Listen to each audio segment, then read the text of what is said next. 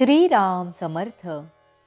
श्रोते हो, आपण ऐकत आहात श्री गोंदवलेकर महाराज यांचे प्रवचन. नामाचे प्रेम का येत नाही. आज इतकी वर्षे होऊन गेली तरी सुद्धा ज्ञानेश्वर, तुकाराम, समर्थ रामदास यांच्यासारख्या थोर संतांचे नाव टिकून राहिले आहे. याचे खरे कारण हे की त्यांचे नामावर अत्यंत प्रेम होते. या सर्व संतांच्या वचनावर आपण विश्वास ठेवतो. त्यांच्याप्रमाणे नामाचे प्रेम आपल्यालाही यावे असे आपल्याला वाटते. पण ते प्रेम आम्हाला का उत्पन्न होत नाही याचा विचार आपण करायला पाहिजे. त्या नामाला उपमा देताना ते अमृतापेक्षाही गोड आहे असे त्यांनी सांगितले. नामाला अमृताची उपमा देताना त्या अमृताच्या पलीकडे दुसरी गोष्टच नाही असे आपण म्हणतो. मग त्या नामाचे प्रेम आम्हाला का बरे नसावे. तर त्या नामाच्या आड काहीतरी येत असले पाहिजे हे खास. ज्याप्रमाणे आपण तोंडात साखर घातल्यावर आम्हाला जर ती गोड लागली नाही तर तो दोष साखरेचा नसून आमच्याच तोंडाला चव नाही असे आपण म्हणतो. त्याप्रमाणे नामाची गोडी आमच्या अनुभवाला येत नसेल तर आमच्यामध्येच काहीतरी दोष असला पाहिजे खास. नामाचे प्रेम येण्याला बहुतेक लोक काही ना काही अडचणी सांगतात. कोणाला विचारले नामाचे प्रेम का येत नाही तर तो सांगतो माझे लग्न झाले नाही. ते होऊन प्रपंच, मुलेबाळे हे सर्व झाल्यावर मला नामाचे प्रेम येईल. पण लग्न करून मुलेबाळे असलेल्या किती लोकांना नामाचे प्रेम लागले आहे. कोणी म्हणतो पैसा नाही म्हणून प्रपंचाची काळजी वाटते आणि नामाचे प्रेम येत नाही. परंतु अगदी भरपूर पैसा असलेल्या किती लक्षाधीशांनी नामाचे प्रेम मिळवले आहे. कोणी म्हणतो या प्रपंचात बायको, मुले, आजारपण, शेतीवाडी यांच्या व्यापामुळे आम्हाला नामाचे प्रेम लागत नाही.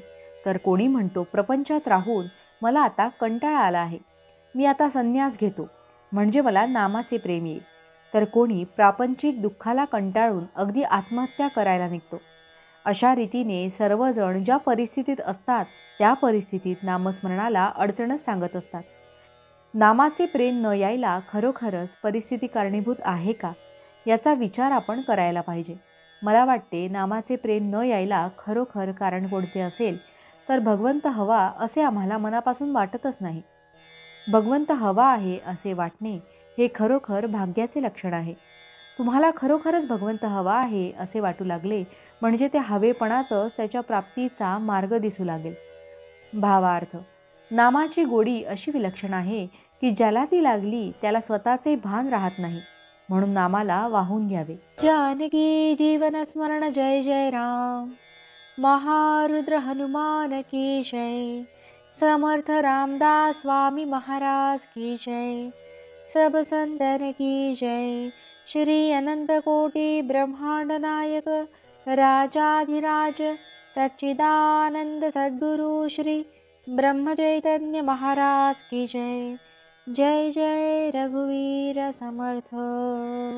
आता आपण 13 वेळा नामस्मरण करूया. श्रीराम जय राम जय जय राम. श्रीराम जय राम जय जय राम. श्रीराम जय राम जय जय राम. श्रीराम जय राम जय जय राम. श्रीराम जय राम जय जय राम. श्रीराम जय राम जय जय राम. श्रीराम जय राम जय जय राम. श्रीराम जय राम जय जय राम. श्रीराम जय राम जय जय राम.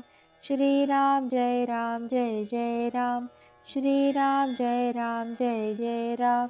श्रीराम जय राम जय जय राम. श्रीराम जय राम जय जय राम. जय श्रीराम.